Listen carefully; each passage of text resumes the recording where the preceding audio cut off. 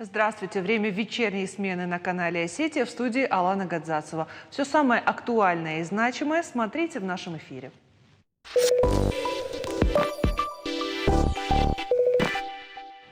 Долорес. Музыка звучит даже в ее имени. Безграничный талант и пленительная красота Долорес Белаоновой навсегда вписали ее в историю оперного искусства. 18 мая в Истинском театре состоится вечер памяти певицы, педагога, народной артистки России Долорес Белаоновой. В программе выступления симфонического оркестра Госфилармонии, камерного хора «Алания», оркестра народных инструментов имени Булата Газданова. Также выступят известные артисты. Ну а сегодня в нашем эфире мы вспоминаем Долорес Белаонову с нашими гостями. Здравствуйте. Добрый вечер. Приятно видеть вас в нашей студии. И по такому поводу мы вспоминаем Долорес Николаевну. Я хочу начать, Элеонора, с вас. Долорес Николаевна – это такая вот общепризнанная дива, да? Это имя, как мне кажется, знакомое всем. Но тем не менее, вот постоянно проводятся эти вечера памяти. Вот чем, скажем так, они отличаются друг от друга? И в чем особенность вот этих встреч, когда все собираются, чтобы вспомнить этого прекрасного человека? Ну, на данном вечере это будет юбилейная памятная дата 85-летия Долорес. Вот ей исполнилось бы 11 ноября прошлого года, но переносили вот на май осенью, и поэтому вот пришлось немножко сдвинуться. Ну и каждые 5 лет юбилейные даты – это памятные, к сожалению. И поэтому, а так мы просто вечера проводим.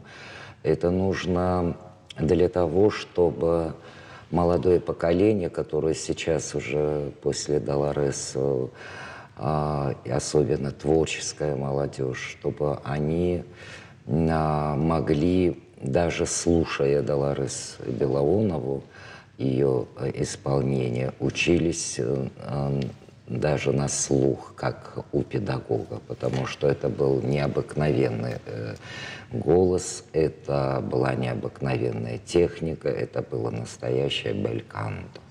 То есть будут звучать записи в течение вечера? Да, обязательно. Мы всегда даем каждый раз более новые фотографии, новые записи, чтобы там архив очень большой. Мы сделали для фонда, вот 5 лет мы работали над этим. И спасибо огромное вот ГТРК Алании, Зои Газаевой, которая все по крупинке мы собирали, ее записи, это и арии, это и романсы, это и песни, и ну, со спектакля, есть полный спектакль, видео, есть полные концерты, записи. Это, конечно, чудо, что что-то вот сохранилось, и благодаря тоже Зое Газаевой, замечательному звукорежиссеру. Поэтому важно, в моем понимании, это, ну, она не просто сестра мне. Ну, она, помимо как сестра, была другом большим, глубоким для меня. И мы очень тесно с ней общались и делились всем, даже тем, что мы могли родителям не сказать. Мы друг другу это все как бы... Поэтому я ее чувствую. Для меня она была всегда кумиром, не потому что по крови близкие, а потому что я сама пою. Я вообще, основная моя профессия тоже оперной певицы, и я ее, ну, для меня она была огромной планетой, которая еще многие-многие стороны она оставила закрытыми и совершенно не вовремя ушла. Гарвгау Тясалма. Усыбаштым. Поэтому она была огромная неподнятая целина, которая, потому что настолько многогранная была. У нее такой красивый голос, тембр, обертоны эти. Это же просто завораживало, потому что я помню, когда они пели в Москве в колонном зале, это было в 80-е годы, и впереди меня, я в зале сидела, а впереди меня сидели военные генералы. Вот что-то было для военных, там их праздник, по-моему, и приглашена была Доля в Москву, вот в колонном зале вместе с Чатуранга, с братом моим. Он 6-й у нас по старшинству, я самая младшая. И вот Долореса пела с Чатуранга в колонном зале. Когда она одна пела и спела Чилсан, генерал один вскочил, он в таком был восторге, что он даже финала не дождался, вскочил, вот так хлопая, и кричал, что этот голос может остановить даже птицу в полете. Вот понимаете? И этой фразой сказал он все. Вот это была Долорес Луиза Белаонова. Вот она была уникальным человеком, уникальной личностью, уникальная дочь, уникальная сестра, уникальная родственница для всех, уникальная для народа своего, которая любила свой народ так, что она хотела вот объять, я не знаю, она говорит, если бы у меня было 1000 рук, я бы объяла все равно в первую очередь свой народ. Вот Чидаритер любой нации, она никогда не различала. Вот, это была человек с огромнейшей душой. И ее очень не хватает не только нам, не только нашей семье, но я думаю, что и нашему народу.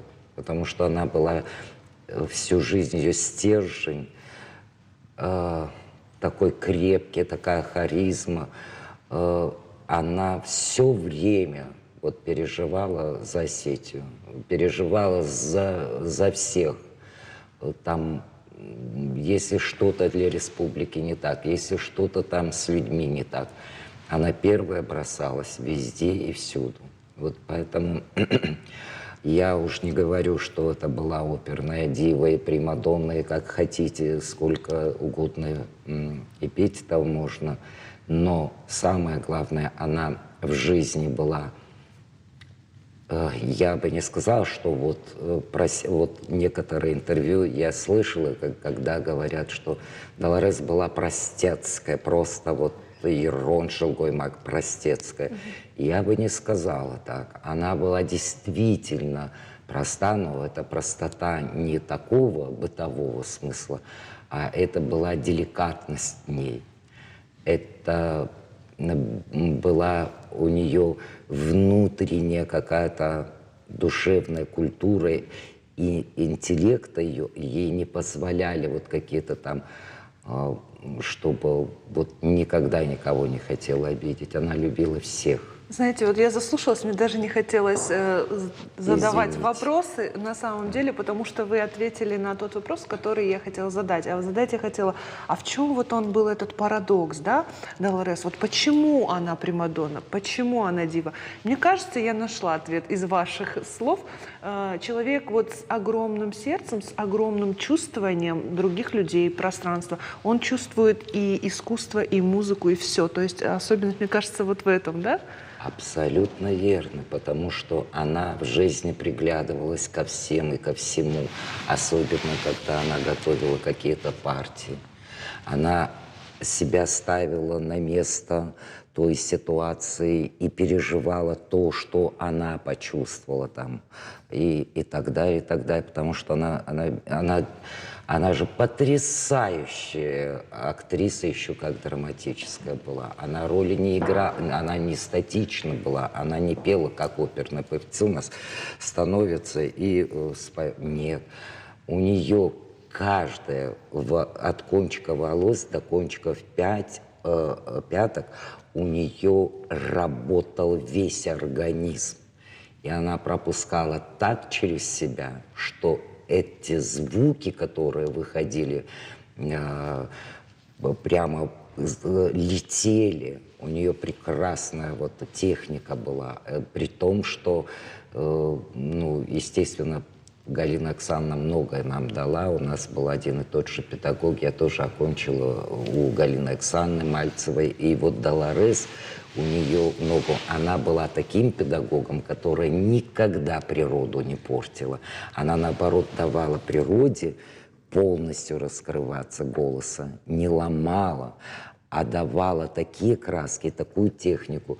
И она самая простая, но просто я не буду секреты выдавать, но это самое простое. Нужно петь, как говорите, вот и все. Хочу задать вопрос Руслану, как Да, представителю молодого поколения артистов. Спасибо. Вот, Руслан, Не льстите. для вас, Долорес Николаевна, вот с чем ассоциируется это имя и что оно значит для вас? Долорес, это, могу повториться, это планета, на самом деле. Это планета, которую мы будем изучать не один десяток, может, даже сотню лет, потому что она сделала многое и на оперной сцене. Она сделала очень многое для развития эстрадной сцены, потому что она могла меняться, она подстраивалась под стиль, да, вот несколько произведений мы сегодня тоже вспоминали, которые она исполнила, вот, допустим, песня «Раджау Арджун Зинат» вместе с Юрием Змадивичем Бацазовым. Я считаю, что это шедевр вообще астинской музыки, да, это уникальный дуэт, да, и вот я, наблюдая за их голосоведением, за произношением, я тоже у них учусь, потому что это примеры. Слава Богу, что у нас есть такие примеры. Впервые Долорес Белаонову я увидел на сцене театра оперы и балета. За кулисами она меня подозвала и так потрогала мое лицо и говорит: «Мальчик, тебе надо петь». А я говорю: «Вы же моего голоса не слышали». Она говорит: «Ты будешь петь».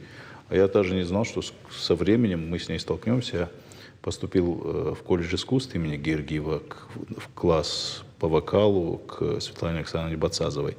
И прямо напротив был кабинет Долорес Николаевны. И мы всегда к ней заходили, и мы вот такое теплое отношение, которое она вот от себя просто дарила нам. Вот я никогда это не забуду, всегда что-то советовала. Я слушал, как она поет, когда учит своих учеников, как она как к детям относилась ко всем. Всех опекала, и неважно было, это ее ученик, это не ее ученик. И когда я смотрел на фотографии, которые у нас в кабинете были у Светланы Александровны, где Долорес, Прима, вот, как она выглядела, вот эта энергия, которую она дарила зрителям. И вот сквозь эти фотографии, спустя десятки лет, это можно ощутить, как будто это происходило вот только сейчас. Вот это харизма, которой нет равных. Вот реально мы, наверное, это недооцененная звезда. Мы должны на руках носить это имя. Вот так. И носим, я Да. думаю, продолжим. Ибрагим, столько прекрасных слов звучит о Долорес Николаевне. А каково это вам, когда это ваша мама? Ну, чувство гордости переполняет. На самом деле эти чувства, они неописуемы. И очень часто, когда узнают, там, чей я сын, да, и вот эти вот теплые отзывы о ней, воспоминания, когда все это рассказывают, просто переполняют чувства. И очень часто даже в соцсетях бывало на ее дату, там, либо день рождения, либо какие-то даты, там, выкладываю фотографии с ней, и вот просто бесконечно поступают комментарии, да, там, и такие отзывы, такие теплые слова. Я даже не знаю. Я всем, конечно же, благодарен, безмерно благодарен за то, что ее память хранят, за то, что ее чтят, любят и будут долго любить. Я думаю, что она для своего народа оставила большой след и внесла большой вклад для своего народа. И тем самым сегодня, вот как Леонора говорила, она дает молодому поколению какие-то уроки. То есть они, глядя ее и слушая ее, они понимают, что это уровень той планки, к которой надо стремиться. И когда она была жива, я ее творчество, может быть, настолько не расценивал, и потом я уже стал понимать, насколько это все ценно. Ну, говорят, да, нет пророка в Отечестве своем. Но все-таки, а вот если говорить о ней лично, персонально, как о маме, как о женщине, какой она была? Это лучшая мама. Тут просто других слов, я даже не знаю. Ее внимание вообще к своим детям, отношение было, да, и не только к своим детям. Для нее, наверное, вообще не было чужих детей, потому что она любила настолько детей, молодых людей, которые у нее учились. Она платила им стипендию, да, студентам. Если она видела какие-то недостатки в плане там, финансовых или еще сложностей, она им помогала, она им оплачивала учебу в плане, там, назначала свою стипендию именную, и вот выплачивала им какие-то, ну, небольшие, может, средства, но пыталась как-то вещи им покупала, да, там, приносила в училище. Вот что-то она увидела, ну-ка у тебя... И вот даже мои вещи некоторые приносила и раздавала своим студентам. Ну, вот такой человек она была. То есть она мимо пройти никогда не могла, если видела, что кому-то тяжело или сложно в жизненной ситуации, никогда не проходила мимо. Это вот как человеческие качества, конечно, такие были. Что-то вы хотели добавить? Вы так вздохнули, я чувствую, что-то хотите еще сказать. Ну, да, конечно. Она была просто сумасшедшей матерью, потому что она любила так своих детей, и что я все время боялась, что она их задушит. Автосанкона кабушкота, мою жардягой автопата везде, что они прям вот уклоняются. Ма, сейчас мне плохо. Она просто, и как она вот щечки, и затылочек, и вот в темечко целует, и такой звон был этого поцелуя. Музыкально даже Да, вот слова прямо музыка. вот сочно, мощно. Я говорю, Доля, сколько у тебя энергии, откуда ты это берешь? Мадам, хабул, ну как вот хабул, как это можно вот просто вот тронуть или просто ему одевать его, или просто купать?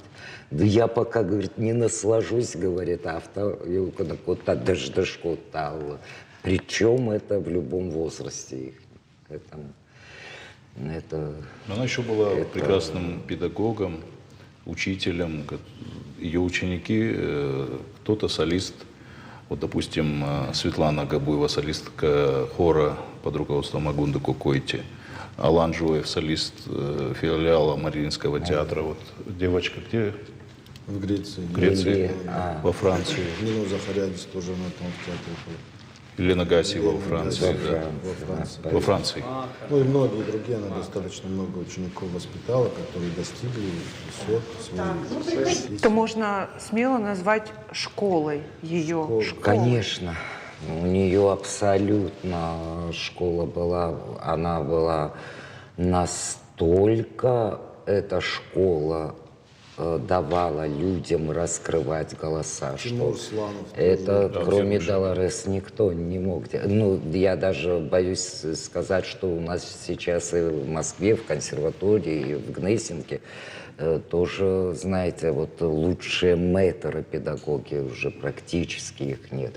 Сейчас все время какие-то больше уже вот эти всякие, я не знаю, аранжировки идут уже голосом, как голосом. И им уже мало какие педагоги. Ну, распевочки там.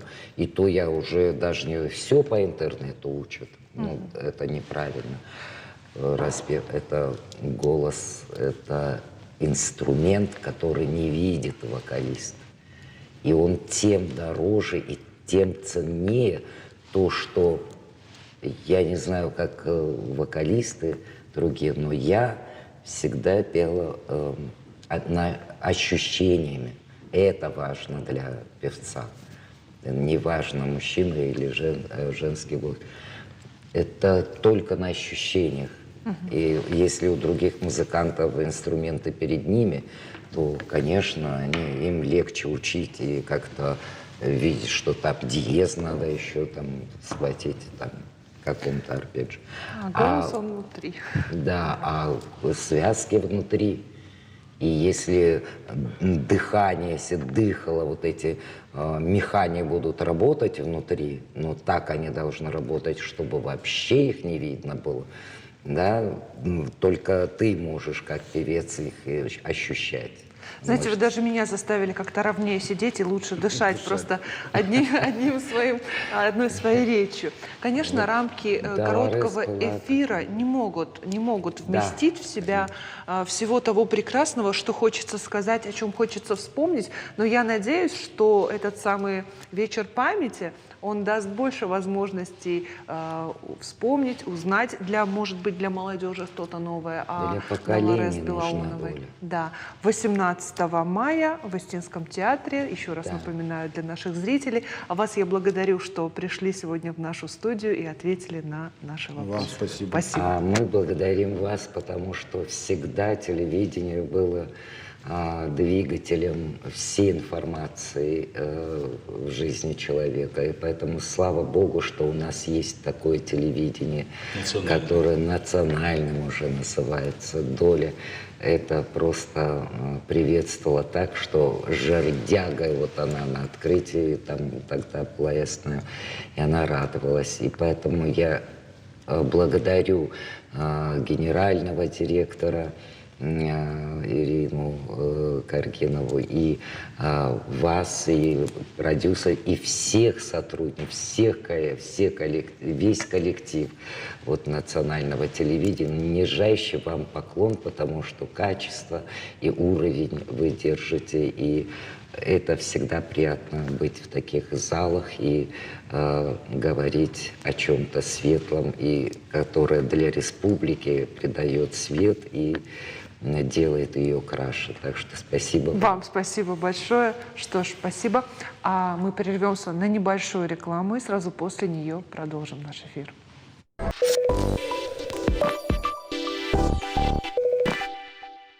Продолжаем вечернюю смену.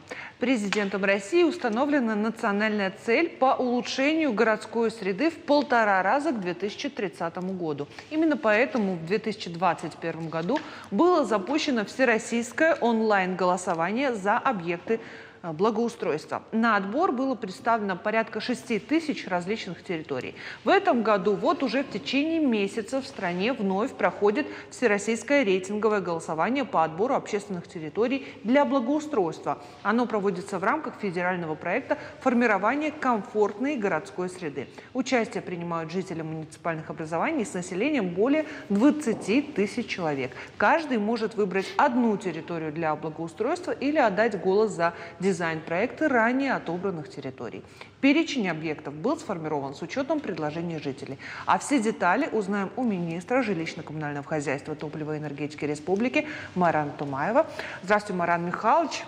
Добрый вечер. Маран Михайлович, вот такой интересный проект, который уже не один год реализуется, в том числе и в нашей республике, голосование. Расскажите, пожалуйста, что именно в себя включает программа благоустройства, какие именно пункты, то есть это благоустройство, это лавочки, это урны, это клумбы, это какие-то детские площадки, что именно? Ну, начну с того, что с 1 января 2019 года в нашем государстве реализовываются национальные проекты. Одним из национальных проектов является жилье и городская среда, в рамках которого реализовывается федеральный проект или же региональный проект формирования комфортной городской среды. Считаю, что это из национальных проектов наиболее полюбившийся населению нашего государства, нашей республики. На самом деле цели и задачи такие, чтобы действительно мы свои населенные пункты благодаря этому проекту мы благоустроили. И задачи поставлены с 19 по 24 год. Я считаю, что продолжение после 24 года тоже будет, обязательно будет.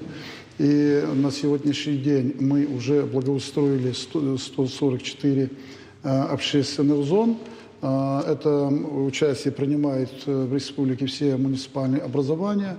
В этом году мы должны благоустроить 41 еще общественную территорию, и 2024 год мы заканчиваем 40 общественными зонами, и таким путем мы должны достичь 100% все целевые показатели данного проекта. На самом деле, как вы уже сказали, 2 года назад начали уже определять те общественные зоны, которые должны быть благоустроены путем голосования. Где больше голосования, где люди больше проголосуют, тем общественным зонам и даем пальму первенства. В этом году тоже, как и в прошлом году, с середины апреля месяца до конца этого месяца, мая месяца, идет голосование по определению общественных зон, их благоустройства, которые будут благоустроены в 2024 году. На сегодняшний день 47,5 тысяч человек уже проголосовало. На голосование уже вынесли 50 и определили 59 общественных зон. 40 из них мы должны определить 40 лучших общественных То есть зон. из 59 40 лучших будет? 40 лучших. И на них будут уже отпущены финансовые средства, которые мы в течение 2024 года мы благоустроим. Это средства и в рамках программы? Той, о которой мы Это говорили? в рамках программы, к примеру, в этом году, или же можно сказать, что в течение первых 3 лет, 19, 20, 21, 22 годы, было потрачено 1 250 000 000 рублей. Это цифра хорошая, но и с другой стороны 144 общественных зон. Можно вспомнить такие общественные зоны, как уже повторно или как понравившийся заново территория нашего центрального парка, парка отдыха и культуры имени Косталя Ивановича Хетагурова, набережная по улице Кисаева, это в городе Владикавказ. В прошлом году был благоустроен парк Жуковского, давно он был запущенный, в таком состоянии, которое неприглядный вид был, а на сегодня это совершенно другое место притяжения. Верхняя часть Комсомольского парка, вдоль улицы Комсомольской и Павленко. Можно вспомнить и центральный парк селения Октябрьского, можно вспомнить и благоустроенный парк Победы на подходах от Чекалу и так далее. Мы знаем, что вторая составляющая программы – это участие наших городов в конкурсе, всероссийском конкурсе. Проект называется «Малые города. Исторические поселения». Первая ласточка – это была парк Победы в Моздоке. Это в 2021 году, а в прошлом году мы благоустроили общественную зону площадью 6 гектаров Таргайдон, это в центральной части города Ардон, то же самое возле храма в городе Алагир площадью 3 гектара. И вы видите, это совершенно новые площадки, куда стягиваются горожане и так далее. В этом году по данному проекту благоустраивается общественная территория в городе Дегора, на которой они бонус получили в размере 70 миллионов рублей, и территория в городе Беслан, на которой тоже отведены федеральные деньги в размере 85 миллионов рублей, и это уже идет работа. Так что все больше и больше во всех населенных пунктах становится таких окультуренных, облагоустроенных общественных зон, которые люди где получают досуг, отдых и удовольствие. Республика уже год от года становится более привлекательной для туристов. Мы видим, наблюдаем этих туристов, этот турпоток буквально на глазах он растет. И одно из самых таких привлекательных для туристов мест – это Феокдон. И вот жители Верхнего Феокдона жаловались на то, что аллея центральная, в общем-то, в таком неблаговидном состоянии. И, насколько мне известно, она также была включена в список территорий? Как раз среди 59 общественных зон, по которым идет голосование, где пройдет отбор, именно эта площадка, центральная часть поселка Верхний Феодон тоже включен. И, как мы знаем, там идет активное голосование. Мы очень надеемся, что эта зона попадет в этот список. А вообще есть какие-то целевые показатели по количеству голосов на определенную зону? Или просто вот чем больше, тем лучше? Ну, в целом, более-менее, чтобы было это все справедливо, для всех муниципальных районов мы задаем плановые цифры, чтобы эти финансовые средства, которые направлены именно по этому проекту, всем потихоньку, чтобы по чуть-чуть досталось. И вот для Лагира мы тоже задали определенную цифру и очень надеемся, что обозначенная территория попадет в этот список. Ну вот, когда голосование уже пройдет, будут определены эти самые объекты, что дальше? А дальше мы пока работаем по этапу 2023 года, который в прошлом году мы отобрали. На сегодняшний день во всех общественных, на всех территориях уже практически везде начата работа. Поставлена задача, чтобы мы до наступления холодов мы в этом году завершили вот эти работы, для того, чтобы работы, когда тепло, тогда и более качественные работы выполняются, не в сессионных условиях. И мы это закончим. Мы должны, как я уже сказал, благоустроить в Дигаре и Беслане. Помимо этого в городе Беслан в рамках развития генерального плана города Беслан идет благоустройство парковой зоны площадью 22 гектара по улице Окружной. Оно как бы сопоставимо по территории с территорией Центрального парка в городе Владикавказ. Мы очень надеемся, что эта зона или же эта парковая зона станет достоянием не только жителей только Беслана и правобережного района, но и других районов. Мы даже очень надеемся, что если нам удастся тот проект, который он обозначен, реализовать, туда будут приезжать даже со столицы нашей республики. Помимо этого, в настоящее время идет уже тоже подача заявок по участию в конкурсе. Вот, как я уже выше сказал, малые города и исторические поселения. Сегодня уже 2 проекта для того, чтобы были отобраны города на следующий год или территории в городах на следующий год. Лагирский район подали в рамках малых городов одну заявку, и вторую заявку подали по историческим поселениям. Это территория селения Нар. Как исторические поселения, они должны быть это Нар может быть благоустроен. Очень надеемся, что в конкурсе как-то займем определенное призовое место. То же самое нам подали и уже Моздок, Дигара, Ардон, ну и правобережный район. То есть 6 общественных зон в рамках этого тоже будет, мы должны пройти, и тоже дополнительные места опять появятся, и опять появятся дополнительные хорошие места благоустроенные. Ну, в этом году участвуют не все районы, да, насколько я понимаю, пригородные и правобережные не участвуют? Ну, там участвуют все участвуют в первой части этого проекта формирования комфортной городской среды общественных зон. Вот то, что вы сказали, пригородные и правобережные, у них это переходящий называется. То есть они уже в прошлом году это прошли. Первый этап они сделали, а следующий, то есть в прошлом году, который добрали в этом году, а вторую часть они закончат и там уже в 2024 году. То есть они поучаствовали, но это не говорит о том, что население этих муниципальных образований не участвует в голосовании, а они могут голосовать и поддержать жителей любого муниципального, других населенных пунктов. И еще я хотела спросить об объеме финансирования, который заложен на цели эти. Ну, на этот год 181 миллион рублей на 41 общественную зону, следующий год 184 миллиона рублей. То есть и 26 миллионов рублей еще добавили сами муниципальные образования. Вот это вся цифра. То есть за счет этих сумм мы и работаем, и делаем все, чтобы эти работы были выполнены. Неужто такие большие цифры на такое количество общественных зон?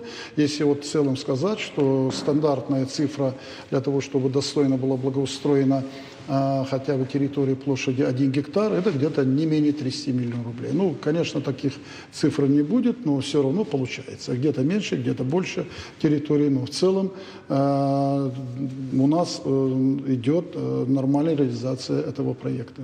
Ну что ж, мы будем надеяться, что своими глазами будем наблюдать результаты этого голосования и работы этой программы. Спасибо большое, что ответили на наши вопросы. А сейчас прервемся на небольшую рекламу и продолжим наш эфир.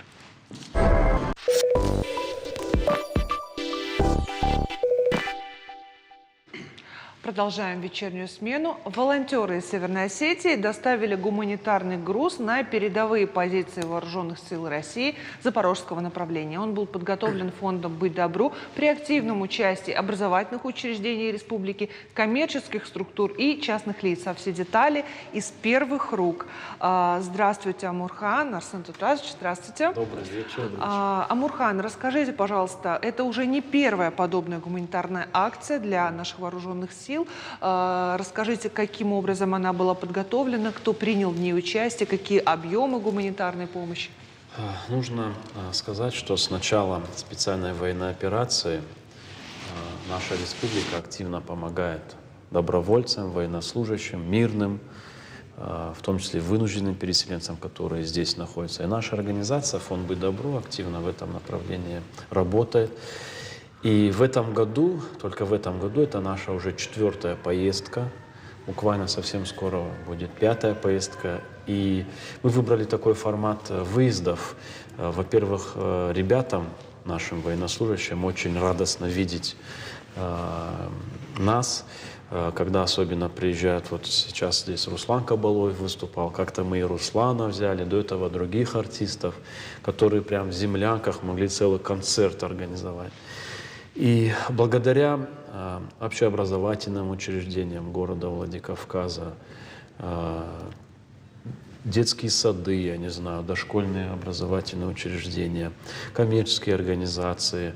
Вы знаете, так получилось, что именно к 9 мая все было организовано, и определенные сложности присутствуют в Запорожской области, вы хорошо это знаете, все мы новости читаем.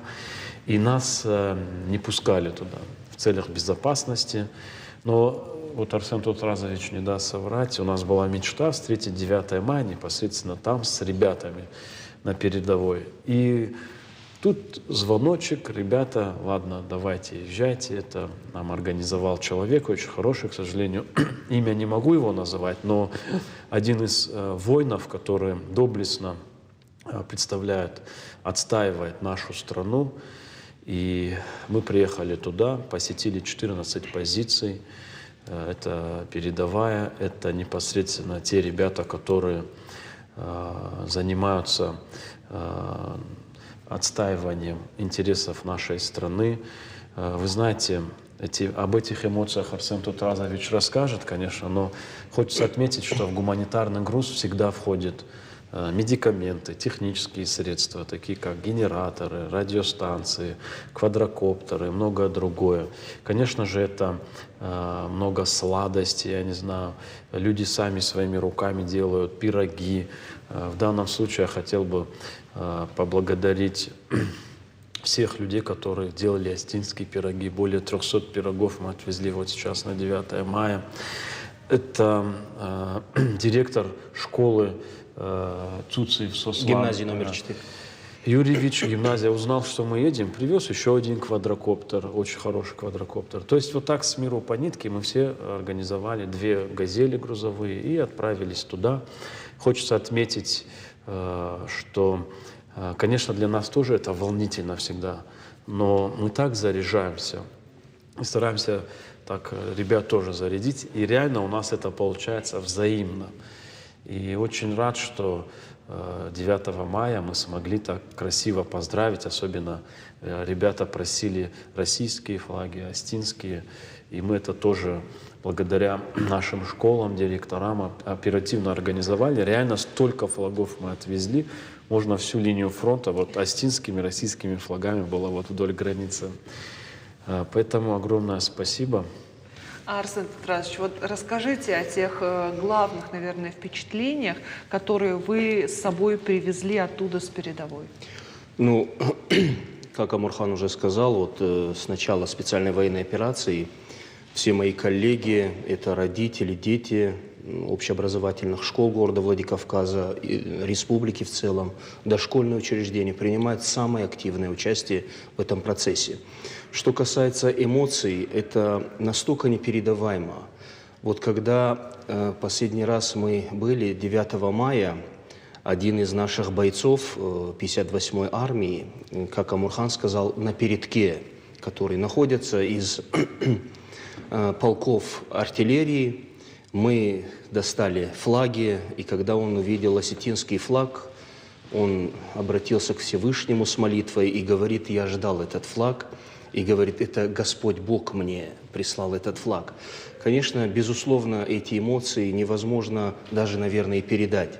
Когда мы встречались на другой позиции с другими ребятами, они передают слова благодарности в адрес каждого жителя нашей Осетии, нашей необъятной страны.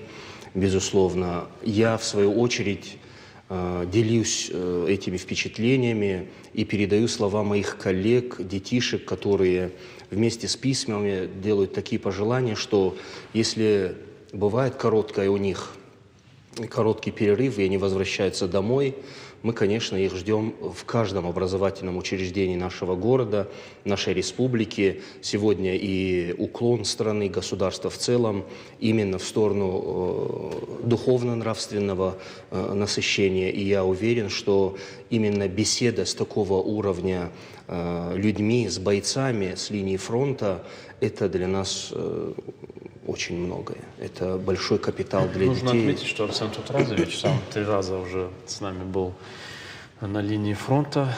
Человек муниципальный служащий. И это яркий пример того, что чиновник садится обычно за руль автомобиля грузового. Чтобы вы понимали, пока ты приезжаешь туда, потом ты пересаживаешься на бронетранспортер или на там, КАМАЗ военный, Урал, или на УАЗик, смотря куда нужно ехать. И мы это на самом деле непросто. И здесь я хотел бы выразить благодарность Арсену Тутразовичу и всем волонтерам, которые могли до часу, до 2 часов ночи всегда оставаться, фасовать, сортировать гуманитарный груз. И еще бы хотел озвучить, что реально были некоторые такие позиции. Вот у нас был выбор, куда нам ездить. Куда нам не разрешали ездить, мы, наоборот, туда и хотели. И были некоторые позиции, где было, вот, например, грубо говоря, 15-20 человек в позиции, и там 2-3 жителя Осетии. Да. И вот для нас было очень важно посетить именно в том Даже числе, там, где их меньшинство, да? Да, в том числе и такие позиции. А вы представляете, как им было приятно видеть своих, можно сказать, людей. Ты приезжаешь туда, осетинские пироги, осетинские флаги, подарки, все это, ну, вплоть до газет, я не знаю, что только мы туда не отвезли. Все, что пахнет Осетией, понимаете, это так их вдохновляло. И мы, конечно, там говорили все на осетинском языке. И, конечно, мы все одна команда, мы все боремся за одно, но они гордились. И вот как-то видно было, что вот приятно им было, что из Осетии такая поддержка. И дальше уже наши ребята, осетины, сразу рассказывали историю про Осетию. Вот своим сослуживцам это, ну, как история сразу рождалась. И помимо всего остального, мы жертвенные животные, Да. обязательно тоже были везде. Каждый и просили наших ребят рассказывать другим о наших традициях, а именно, что означает 3 пирога и так далее, и так далее. А вот скажите, какая обратная связь была? Вот вы говорите, там, впечатление, трогательное и так далее. Ну вот если говорить там о боевом духе, такие сложные задачи, передовая. Понимаете как, вот ощущая то настроение, которое ты видишь на передовой, но смотришь в глаза наших бойцов, ты понимаешь, что это великие люди, это великие люди, которые строят новую историю нашей страны. У них горят глаза. То есть дух боевой очень высок. Они понимают, зачем они находятся там, они понимают, для чего они в этом месте. Многие, вот это такие эмоции, что Тяжело описать. тяжело даже писать. Вот невозможно их передать. Сообщения передают сюда, есть какие-то вопросы и так далее, которые мы дальше согласовываем и с руководством республики, все эти задачи. То есть Помимо военнослужащих, мы же также уделяем внимание мирным гражданам. До этого отправили целый грузовик одежды и по школам, по детским садам и так далее, где есть еще образовательный процесс, это все было развезено.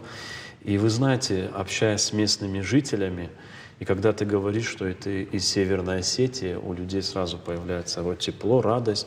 И вот эта радость и тепло в том числе благодаря, в первую очередь, нашим военнослужащим, которые показывают честь, доблесть, показывают уважение старикам, помогают местным жителям. И, признаюсь, местные жители к нам тоже очень тепло относились. И мы даже, можно сказать, в перерывах, когда ночью приезжали, кушали то, что нам готовили местные жители. Вот это тоже было круто. Когда 28 в апреле месяце, накануне Пасхи мы были, удивительны были оценки со стороны главы села. В один из перерывов нас посетил глава села Владимир Иванович, а в свою очередь мы подготовили по запросу села строительный материал, краски, все остальное для того, чтобы это запрос не от солдат, но и от жителей, дань уважения к нашим солдатам, к нашим ребятам, которые сегодня с честью выполняют свой долг, чтобы к 9 мая эти люди, работники данного поселковой администрации, села, привели порядок, кладбище наших советских солдат, военнослужащих, которые когда-то тоже сдавали свой экзамен на этих полях. И, кстати, вот сейчас, когда мы 9 мая там были, мы увидели, как навели они порядок. И инициатива же главная исходит от местных жителей. Это очень важно. Мы видели памятники, которые они покрасили, восстановили, там где-то плитку поставили и так далее. То есть то, что мы привезли, мы увидели, как они это сделали, не оставили где-то. Да, там опасно, да, там стреляют, но они это все сделали. За это, конечно, тоже большая радость. И здесь в совокупе вот такая большая работа. И я думаю, все на передовой знают, что Северная Осетия одна из передовых республик, которая активно поддерживает в тылу наших воинов. А вот если есть желающие среди наших телезрителей, многие уже это делают, но тем не менее, куда можно обратиться, если люди хотят передать, да, какие-то подарки, какие-то посылки? На протяжении всей специальной военной операции у нас проходит акция «Посылка солдату». Можно в любое время дня и ночи с нами связаться.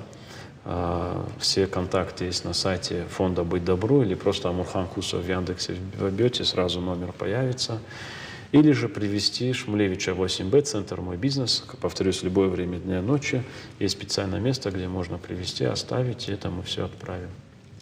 Спасибо большое. И, конечно, огромное спасибо за эту работу, которую вы проводите. Это огромный труд, это серьезный труд, и нет действительно ни дня, ни ночи, в том числе и у вас, не только у наших бойцов. И спасибо вам за это. Спасибо. Спасибо. Ну что ж, на сегодня все. Вы смотрели «Вечернюю смену». Благодарю за внимание и до встречи в эфире.